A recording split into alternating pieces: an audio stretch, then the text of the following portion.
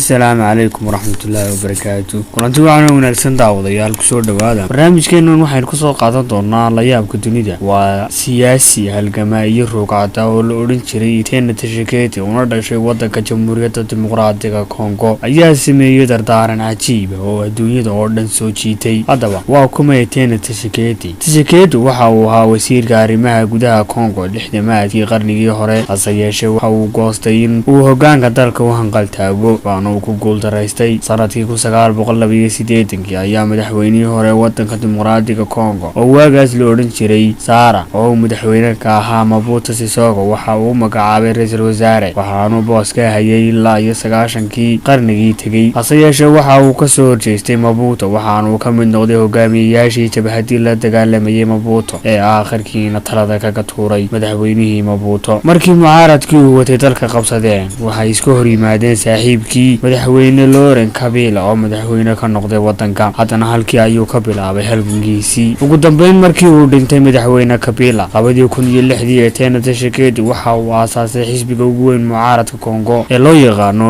UDPS waxaana uu tartamay doorashadii wadankaasi ka dhacday 2006 ilaa 2011. hase yeeshee labada doorashaba waa uu ku dhacay isagoo ku dooday in lagaga shubtay. aakhirkii Master Etienne Tshisekedi waa xanuunsaday xisbigiisina waxa kala wareegay wiinankiisa Master Felix kaasoo si soo taagay booskii madaxweyne ee aabihii uu ordayay. dardaarankii cajiibka haddaba muxuu ahaa sanadkii 2017 ayaa mar Etienne Tshisekedi xaaladiisa caafimaad u muuqatay mid geeri qarka u saaran ayaa waxa uu ku dardaarmay in haddii ay tiisa noqoto aan la aasin ilaa wiilkiisa Felix madaxweyne ka noqdo dalka Kongo. haddaba 20 January 2019 ee sanadkan aynu ku jirno ayaa lagu dhawaaqay xisbiga UDPS ee mucaaradka ah inuu doorashadii ku guuleystay. xisbigaas oo sharaxna wiilkii uu dhalay Master Etienne Tshisekedi ahaana wiilkii uu ku dardaarmay ilaa uu madaxweyne noqday in aan la aasin. ugu dambeyntii Etienne Tshisekedi ayaa lagu aasay magaalada Kinshasa ee wadanka Kongo isagoo ilaa markii uu dhintay 2017 meydkiisu uu yaalay wadanka Belgiumka oo uu ku geeriyooday. intaynu barnaamij la mid ah ku kulmi doono waxaan idinkaga tegayaa sidaa iyo nabad.